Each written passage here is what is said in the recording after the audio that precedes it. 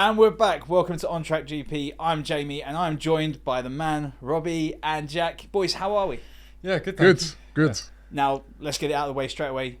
Best Grand Prix of the season so far? Yes, I think so. Very Listen, it's the same outcome as nearly every Grand Prix in that Max Verstappen won, but in this race, he was pushed all the way. Yeah. Like at every point of the Grand Prix, it was a great race. I mean, the one thing you don't want to see is him, and I moan about it a lot, it's just the way he just like gets into his car, just drives off into the sunset and wins easily. But this was not the case. Like, he was pushed all the way, whether it be in qualifying and in the actual race itself. And I thought it was a brilliant race. It really was. It was intriguing. You didn't know who was going to win, right? Until sort of like the last, 10 laps? Yeah. But you didn't know who was going to win. So I really enjoyed it. So we skipped over it, but this is the 2024 Canadian Grand Prix. Jack, what are your initial thoughts? Yeah, I mean, it's nice to have Formula One back. I mean, Verstappen won, but what was it? 5 different cars in the top 16 quali. We had exactly the same time set in Q3 for the first one time since in how long? Frentzen, Villeneuve and Schumacher. Yeah, since they 1 did minute it. 12. Absolutely incredible lap times as well. Yeah, so we've finally got racing back, and then we've got McLaren's in front for a bit, and then Russell gets in the lead and might win it, and then Verstappen gets a lucky safety car, and then Hamilton might come through. We've actually got to a point now where we're actually getting wheel-to-wheel racing and we're actually enjoying the sport again, which in itself, and wet tyres being used and no red flags, actually using the stuff in the Grand Prix that we're meant to be using it for. We're going to talk real deep about the Grand Prix in a minute, but we're going to cover some other news away from it. Just real quick, the FIA have announced the regulations for 2026. Jack, you're a F1 buff. What are your thoughts? Well, I mean, last time we got a massive regulation change, we were promised sort of so much, and it's taken a while to deliver, but these are big changes, like front and rear wing, sort of DRS style system, the whole new battery system, sort of changing a way where it's bits on the circuits you can use the DRS and it's now kind of anywhere. It's going to be like not a whole new sport, but like the way you're going to see strategy is going to be completely different to anything we've seen in decades. And it's really interesting because we have no idea who the driver's going to be, apart from maybe 2 or 3 that have longer contracts. So we'll have 2 more silly seasons before then, and also new cars that are going to be theoretically nimbler, more powerful, and more sustainable. Robbie, are you looking forward to a more nimble driving style than the current races? Yeah, no, I'm looking forward to it. And I think it's got a lot to do with now the new owners of F1. They're obviously trying to make it more competitive. They want to make sure that, because they're Liberty Media, a big American company, and they're trying to really sell it in America. And you can't just have the same, cars winning it and same drivers winning it week in, week out. So I think it is a really good move, a really good step. Whether they will work or not, though, because I've seen so many changes over the last few years and nothing's really changed, has it? It's still been Red Bull or Mercedes. Yeah, we had that whole period of massive Ferrari dominance, then Mercedes dominance, then Red Bull dominance. Yeah, and it's still a thing that if you get that lead, how do you catch a car? So anything that can kind of sort of even the playing field a bit in a sport where it's so driven by the amount of money you spend is a good thing. So, but before I get excited, I need to see those in play first because. Yeah. I've been excited about changes before. I'm thinking, all right, yeah, that's going to the capping the amount of money you can spend. And then the other thing is as well, these teams are very, very good at getting around every last loophole or every last thing that they edge or whatever they can find. Yeah, including Red Bull, you know what I mean? Yeah, we've got a fantastic catering budget. Yeah, exactly, No, I think you both hit the nail on the head. The regulation changes have only just started to make the sport interesting this time round, and we are several years into that. So you're quite right. We get to 2026, the regulations change again, the cars change again. We might have another period of dominance, potentially from like Andretti or Porsche. Or I remember being wishful thinking there for that to happen. If I see porpoising on the first day of 2026. That'd be amazing, wouldn't it? Just Lewis Hamilton doing that. The next thing is silly season rumbles on. Yuki Tsunoda now has a seat. Carlos Sainz doesn't have a seat, and given the fact that other than Charles Leclerc, Sergio Perez and Who else has won a Grand Prix? Oh wait, Carlos Sainz. He is a Grand Prix winner that doesn't have a seat for next year. What do we think of silly season, guys? I mean, with science, it's a difficult one because there seem to be so many doors, and then every race week one closes. You know, could he go to Mercedes? No, it looks like they want Kimi Antonelli. Could he go back to Red Bull because he came through the Red Bull system? No, they've got Perez. Obviously, not going to go to Ferrari, not going to go to McLaren, and now we're all the way down where Stake aren't impressing. They're not really selling themselves, and then you've got Williams. I think that's where it'll go. Yeah, I think They want him, innit? They want him. Well, James Vowles made it very clear. Yeah. Sorry, Logan, We want but- Carlos. I mean, Logan Sargent.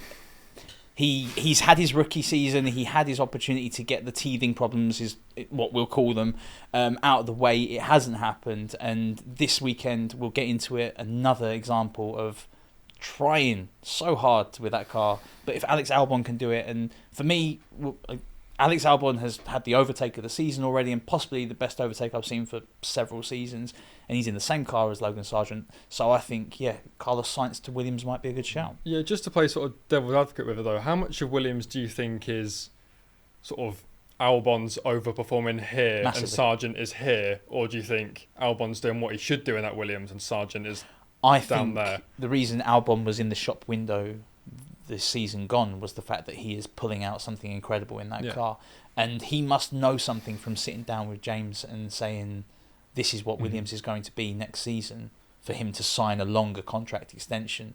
Is it multi-year? Yeah, multi-year. So the other things we have, so Red Bull are now sorted because possibly the luckiest driver in the history of Formula One has a deal until 2026 in Sergio Perez. Yep.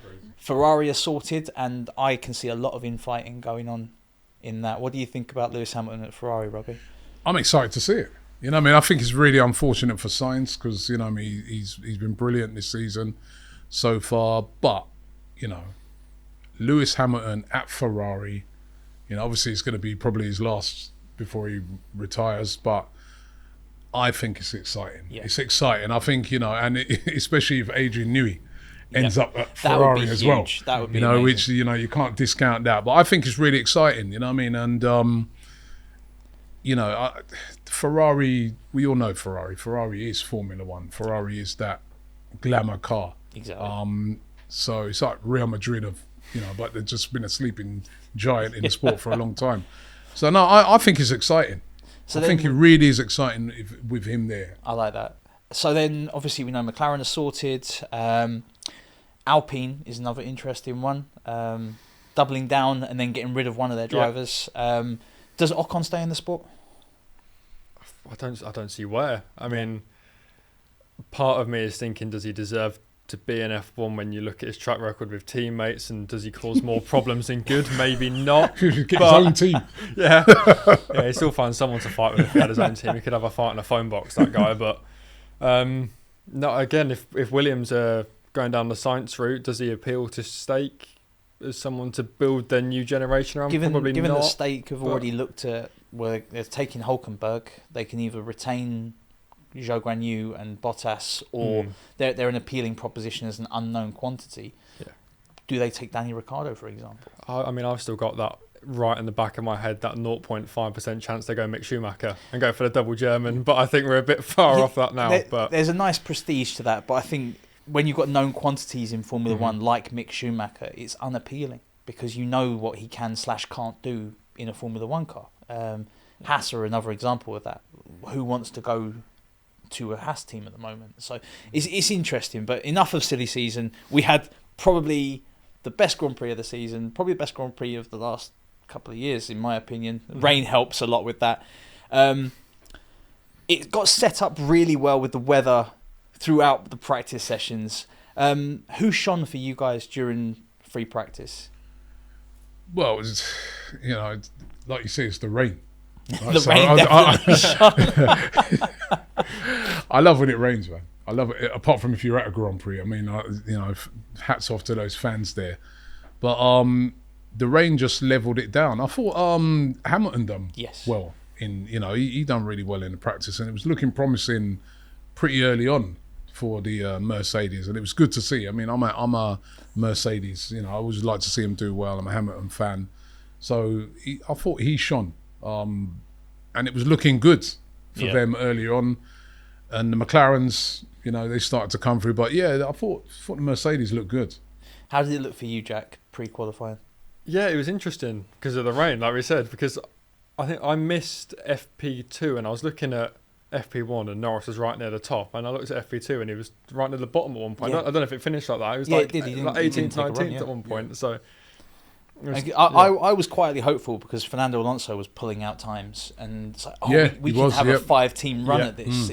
And Aston Martin has sort of gone, right, well, we are now firmly in the middle of, we are not the top 4, but we are not the bottom 5, and they're sort of like in this middle ground on their own, more so Alonso than Stroll. But it's for me, I was quietly hopeful, and then Ferrari just dropped off, and to have them, certainly with qualifying, be so poor in performance. But that's what we'll talk about now. Qualifying was an interesting outcome. Firstly, the first identical times we've had since Frentzen, Schumacher, and who was the third one? Villeneuve. And Villeneuve. We'll talk Who about we'll get Jacques onto. Villeneuve. Quickly on that, Jacques Villeneuve, does he have a right to have a voice the way he did against Danny Ricciardo? Yes. Yeah. Yes, you know what I mean.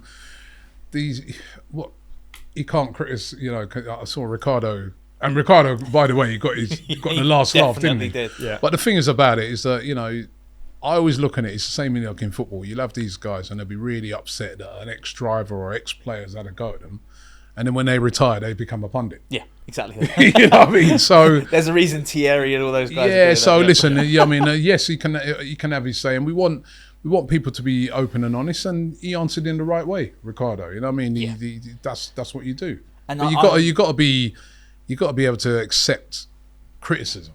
I think it worked. Yeah, Your and sorry tweet- to stop you there. That Villeneuve basically just said what everybody else has been saying. Yeah, massively. And it wasn't outspoken, the comment that he made. I think it's just who he made it to. And because there are a lot of Ricardo fanboys, I think that was more the point. Speaking of Ricardo fanboys, what are your thoughts, Jack? Yeah, I mean, when I read it, I thought it was a little bit too harsh. I think he basically said that he's only looked good next to a burnt out Vettel and a young Verstappen. But when you look but when you look at his record, he's actually outscored most of his teammates in the early of his career. So, I mean, He has the potential to still be there. Yeah, and I mean, Very lucky to be in that car. Come on, let's be real. After his stint at McLaren, Yeah. he was sort of circling the drain. Yeah. I think Oh, VCARB coming in sort of... post Red Bull, he's spot on. But I think the bit that annoyed me as a Ricardo fan was sort of how he doubled down on it. Yeah. You know, Ricardo put it in P5, came out in his interview and was quite humble. You know, I don't really listen to criticism, and then dropped a little like hold that at the end in other words. But yeah, and then Villeneuve was giving it the he's not proven me wrong, and you know he's got to be more consistent. There seemed to be a real Yeah. desire to stick with his point, and it was a That's bit like, true, though. Come on, just No, but hold on, that's true. That's true. He does need to be more consistent with it. He's does need not to be been more very good this consistent. season No, at all. I agree. And there's been a lot of people saying what Villeneuve has been saying, that, you know, I mean, he shouldn't be really, you know, a couple of weeks ago, people were saying that he could be out. Right? And I want Villeneuve to talk about Sergio Perez. That's the next one Yeah. that he needs to talk about. Because Well, Liberty Media are focusing so much in the pits and Liam Lawson, and then Yeah. Danny Ricciardo's in the back of shot. And it's like, Liam Lawson should have that seat. I'm a staunch advocate that at some point you've had your time in the sport. Yeah. And not everyone is Fernando Alonso. Not everyone Yeah. in their 40s is going to be able to do that. And it might be that Danny Rick is outstaying his welcome somewhat. And I say that as a Red Bull yeah, fan. you see the guys, see the next generation come through. Yeah. Speaking of that, qualifying happened and Ferrari didn't happen, shall we say. What Yeah. went wrong for Ferrari?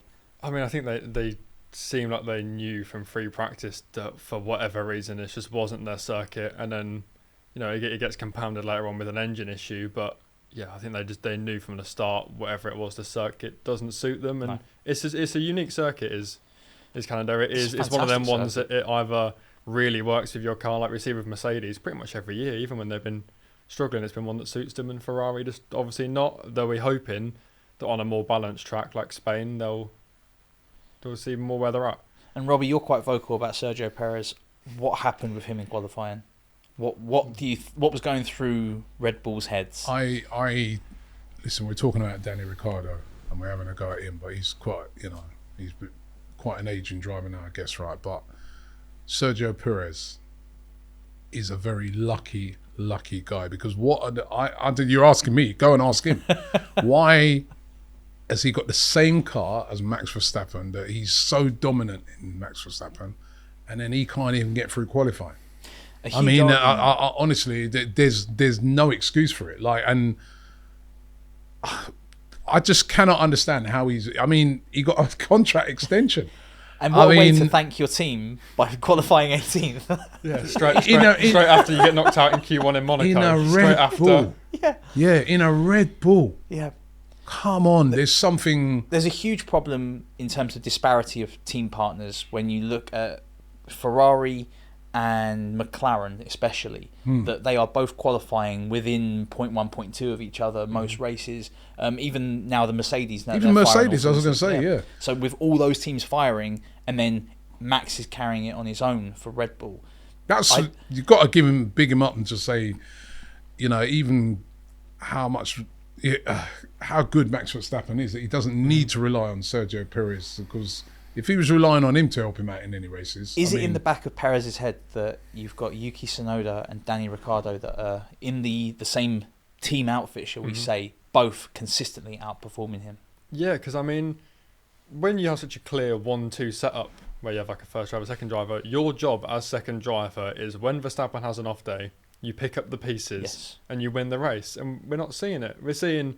If Verstappen does have a little wobble like he's had in the last couple of weeks, you call it a wobble, he's still been winning or coming second, but your job then is to pick up the pieces and win the race. And when you're starting in 16th or wherever it was in Monaco, you just can't do it. That doesn't happen. Well, Monaco, I'm very vocal about the fact that I think Monaco's done in terms of being a gem in the crown of Formula One. It's a parade, essentially. Yeah. But in terms of Perez, if you're going to be the rear gunner, you have to be the rear gunner. And Robbie, you're going to hate me saying this, but what he did to hold up Hamilton for Max's first championship, that is what a rear gunner should do. That is get in the way of the other team's number one driver. And if you can do that, your team wins and you pick up the pieces. Don't do that enough, does he? And to me, the mark of a good driver in that second car, we call it second car, but it's it's the same car, right? Is that he should be moaning in races, saying, "Well, why am I not allowed to pass?" and things like that. That's what we should be hearing from him if he's performing. Not you can't get out qualifying in a Red Bull. He has not been in the conversation for the top 10, which is not what you want to see from a Red Bull. And granted, we don't want any team to be the dominant force. We want everyone, and this is what McLaren have brought to the table. I don't think there's another team right throughout the grid with such a big disparity in drivers. No, definitely not. Is it? And then that's a team that has Logan Sargent, for example. And I try not to Lance Stroll bash as much as I can, but you've got a team where you've got a former champion in Aston Martin with Fernando Alonso and a paid-for seat based on nepotism, and not in a horrible way. It's just that if your dad owns the company, then fine. But even there, Lance Stroll qualified behind Fernando Alonso, and he was close, and it worked. Yeah. And we'll get into the race.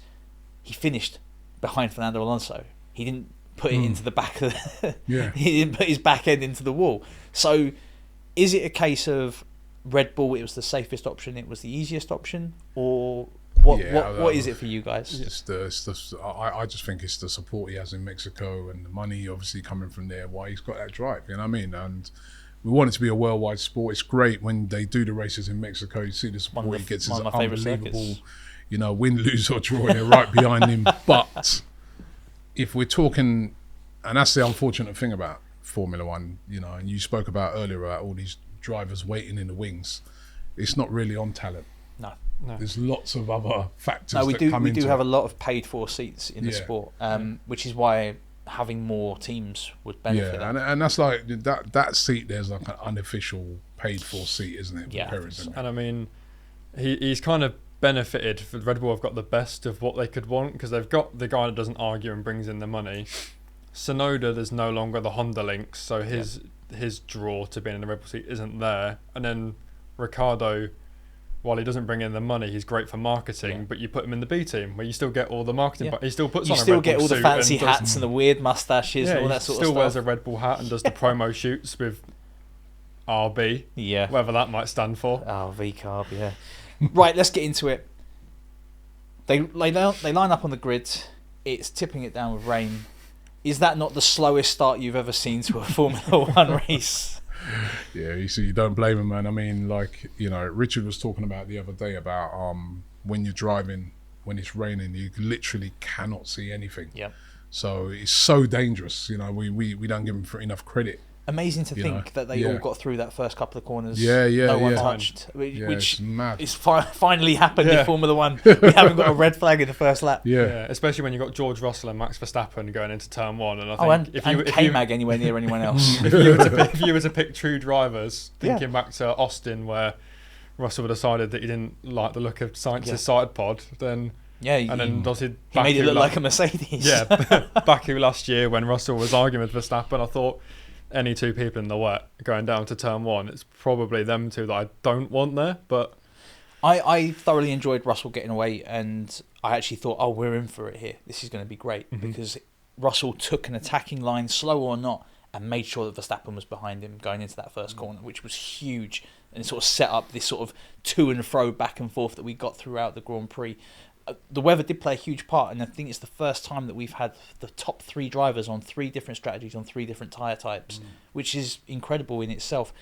Is this race, as we're talking about Russell, a missed opportunity for George Russell? yes, and the scary thing for me when we speak about Russell being a missed opportunity is it's not the first time. And I don't think he's at the point where we sort of tarnish him with the brush of he makes mistakes, he's error prone. But I'm looking at yesterday, I'm looking at Singapore last year where he bins it into the wall. I'm looking at Austin where he hits Sainz into turn one. I'm looking at Singapore the year before where he has a scrap with Mick Schumacher for some reason. And it is creeping into Of all his the people game to have a that- scrap with. Yeah, when he feels like he's All under those things pressure. you're looking at suggest he is error prone, Yeah. Yeah, but- which he is, and he made it. You know, he could have won that race. So Yeah. he made a couple of big errors in it. You know what I mean? Really humble from Lando because yeah, 10 seconds sooner and he wins this race. Safety car comes out and he's already so far ahead. It's unfortunate. He had the but luck though in he had Monaco. the luck Yeah. and- In Monaco, he was the other way around. So you know, Yeah. and Formula One, isn't it? that for me is a case of I think he took that on the chin Yeah, very what well. goes around but comes also around. drove a fantastic race. Some great overtakes. Don't get me wrong, Albon's double overtake was incredible. In the rain with two cars either side of you, and you split the difference Fast and Furious style. Yeah. Quite incredible, and it's the reason he's still in the shop window with other teams, and why Williams have said, right, 2029 we'll keep you. But Norris and Russell both had great overtaking opportunities. Verstappen definitely took advantage when he could. One error, Verstappen double overtake. I try not to talk too much about Verstappen because I feel like he's in a rocket ship and he knows how to fly that rocket ship. The others, Piastri and Russell going toe to toe and actually getting wheel to wheel racing, looked fantastic. Yeah, I mean, it's like you say with the whole Verstappen thing with the rocket ship, but I think his racecraft does need to be given maybe more credit He from kept some. a But cool head in the rain. I mean, in a race where Norris sort of has a moment on the throttle coming out of the pits and Russell makes a mistake, Yeah. Verstappen kept it fairly clean. I know he had that moment in the grass, but when he needed to get that position back, he did it. But he had a moment in the grass. Yuki Tsunoda had a moment in the grass, and they were two very different outcomes. Yes. yeah. Tsunoda, who's on for points, and another double points finish for RB, and Tsunoda ends up facing the wrong way. Yeah. And he was very lucky not to wipe out two more cars as well. Do you think that was a bottle job from Yuki, or do you think he's just trying to push too hard? I mean, I'm giving him credit in the bank because of how good he's been this season, but I think that was one of them ones where he's seen how good a weekend Ricciardo's having, and we know them are a bit tit for tat with each other. It's like, I need to get my foot to the floor now. I need to do something. I've got to impress, especially in a week where that seat you've been vying for at Red Bull has been taken by a guy who's how many places behind you at this point? Yeah. Put on a show, Yeah. but backfired for him. So, Robbie, strategies were huge this weekend. Haas started pretty much on the best possible strategy. It didn't work out. For you, what are Haas doing right and wrong this year? And were Hulkenberg and K-Mag unlucky in this race? Yeah, they were unlucky. I mean, and it's really difficult to get a strategy race right in a race like this, because constantly when I was watching the race, they kept like, rain's coming. Actually, no, it's drying out. No, it's coming now. It's down. It must be impossible. Yeah. To get your strategy right, and there's a lot of gambling that goes on there, and they gambled and it didn't quite work out. But there's a lot of gambling that goes out. Huge gamble to go from that's why, like, Yeah. for me, I love watching races when it starts raining, because well, it's racecraft. It actually comes in. yeah, and it's everything. It's the driver, but it's also the guys back there trying to work out what to do, what tires, when to bring a guy in. It was that's what that race had yesterday. It had all of that, and that's why I loved it. But yeah, I mean, they're a bit unlucky. Yeah, I think so. Unlucky. And they were so close to the points as well. And Haas, for a team that came into the season going, we are a tractor, we are going to be last, and that was pretty much their entire press conference was that. I think they're overperforming slightly. Yeah. What do you think, Jack? Yeah, I think that the change in definitely. team principle got mixed reviews because how much everyone loves Gunther, but when you're out of the points in a wet race, what do? You just try something different, and where the other teams maybe weren't as bold, they went for it, and on another day there's a safety car, they lob the inters on, and they're running sort of 4th and 6th. So there were a couple more incidents. Alex Albon, I'm sort of singing his praises at the moment, but he got collected quite unceremoniously towards the end. The Ferraris were already having a bad time of it. Shocker. Is that purely Carlos Sainz's fault, or is it the car? What do you think happened? It's got to be the car. And I just could not believe how bad they were after the last. They won Monaco, and then just to be so bad, both of them, in this race. So I think it's got to be the car, hasn't it? Yeah, the engine problems definitely. But in terms of Sainz specifically, do you think he's just taking his mind off the prize there? Like he's just sort of seeing the race out, gone off the racing line? I think whoever the script writers are for Formula One saw James Vowles say, we'd love to partner with Albon, and they went, what should we write in the script this week? Why don't we get him to bin it into Albon? And just, loving this conspiracy theory. Yeah, see how that goes. But no, it's one of them ones where he's spun, and then as he's tried to get back on the throttle, he sort of ended up rolling backwards and collected that. Nothing Albon can do about it. And it's sad because, like I say, Albon was having a really good race. But. So we'll round out the top 10. Everyone should know, but Max took it only by a couple of seconds, which is great. Lando, again, proving that he is the title contender, I think, for this year. Much like Charles Leclerc, but he's got a big chunk out of Charles's advantage now, and being much closer in terms of Verstappen on 194, Leclerc 138, and Norris now on 131. So much closer. The issue with that is for Norris to get closer to Leclerc, it means that Verstappen has now got further away. Yes. Which is not exactly what we want to see. Best of the rest, though, a double points finish for Aston Martin. Have they turned their fortunes around, do you think? Well, they had a great season. Well, started great season, last year. Starting to come back. I mean, listen, you can never judge it fully off these races to say how much progress a team's making, because there's so many different conditions that can bring other teams into play. But definitely encouraging for them. And, I thought they'd do better this season, if I'm being honest. I've been surprised that how they've been suffering. So that was good. Good to see them there. And a team that did bring a tractor to Formula One, Alpine. You know it's bad when the team go, our paint job is making us slow. Gasly and Ocon both picking up points. Jack, is that the best possible outcome for them, given the team order situation? Yeah. I think in a week of turmoil after Monaco, with the announcement that Ocon's going to be leaving at the end of the year, all they could have hoped for was a clean race, both finish, both in the points, no arguments. Maybe at the end. Obviously, Ocon wasn't very happy, and I don't know how much I agree with him about that. I want to get your guys' take on it as well. But, it was an interesting one at the end, I think, where Gasly's been allowed to go to catch Ricciardo. Was Ricciardo ever really within range? Yes, he was, if they do the change there and then. Yeah. And if going by the deltas Gasly was that much faster, it should have been a case of do it now and we go for it on the proviso, much like we see with a lot of the other teams. You give the place back if you don't make it. Neither of those things happened. They argued, they lost 2 laps of time, and then when they did the change, Gasly didn't give it back anyway. Yeah. So worst possible outcome in terms of the French connection there, for sure. I don't know if you saw his interview afterwards as well. Did you see his interview afterwards? Where I didn't see the Ocon interview. came out and was like, oh, you know, sometimes, you know, I'm always the nice guy. I'm always doing things for my teammates, and you know, you can't Given be a his nice record, guy. he can't be the nice guy with the amount of times he's hit his teammate. So quick fire, good weekend, bad weekend. Sauber, good weekend, bad weekend. Sauber. Bad weekend. Just Sauber. Yeah, just Sauber. Just Sauber. Haas, good weekend, bad weekend. Good weekend. Good. Yeah, not bad. Yeah, good. Yeah, good. Good Alpine? weekend. Good weekend. Williams,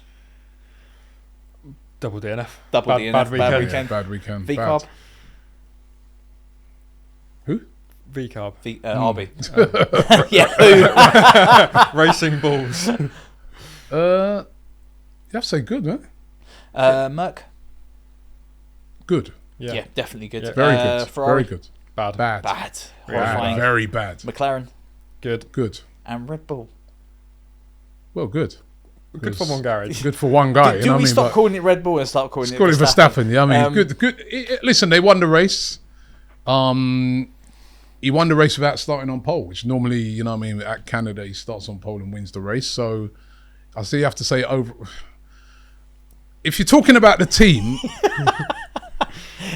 For such an easy question, it's a hard question. Isn't yeah, it? because it's good and terrible, isn't it? Yeah. Because like to not even getting a qualification, I mean, shocking, and then. I've but been then- mortified by Sergio Yeah. because I loved him at Force India. And Yeah. I thought he pulled performances out of the bag that Yeah. he had no right of doing. But just going back to it, team-wise, he actually, you know, what I mean, because he, you know, we were talking about it before we started the show. We've been driving his car around with that dodgy wing Yeah, flapping all over the place when he really should have just pulled the car over.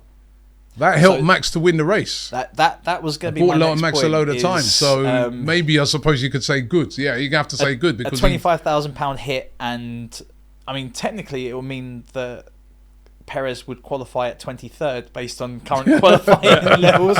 But his yeah, qualification would be grid terrible penalty. anyway, so that Yeah. don't mean nothing. And 25 grand's nothing. Yeah, so we'll say So, good weekend technically. Great for Red weekend when Bull. you think about it, because he's actually, as despite how bad he was, he actually played a part in Max winning. But I mean, the thing is that there's 2 championships.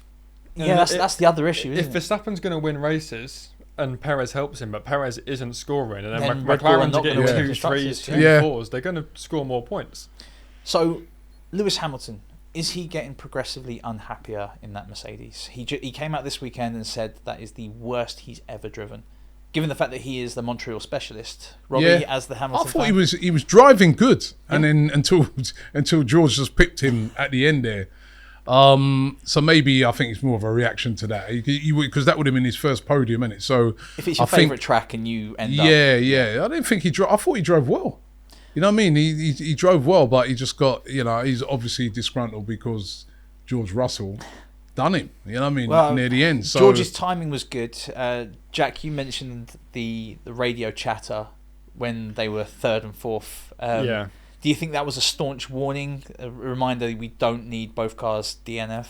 Yeah, I think they've seen a little bit of Rosberg, Hamilton, and gone, let's not do that again, please. Because I mean, when Russell came into Mercedes, what a lot of people were saying is, Hamilton doesn't tend to do well with teammates that compete with him on track, and then Russell sort of has his moments where he sort of gets a bit hot-headed, but up until now it's been clean. But now we're seeing them compete. It's when you've got to tell your driver, Russell's the dominant driver Yeah. this year. Yeah. when you've got to tell them on the radio, we are racing, but please keep it clean Keep it against clean. your own team. And if you've got to make that reminder, then So the top 5 at the moment, we have got... Let's bring this up because it is interesting. So you've got Verstappen on 194.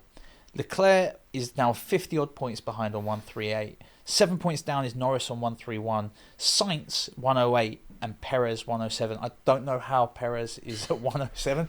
I've only said the top 5 because they're the 5 drivers that are in 107. We then drop to the 80s for the next driver. I'm kind of hoping for the point system to change anyway, because I think first place gives you such a huge advantage at this point. 7 plus a lap could actually give you 8 points every single race. How do we see this shaping up as we go back to Europe?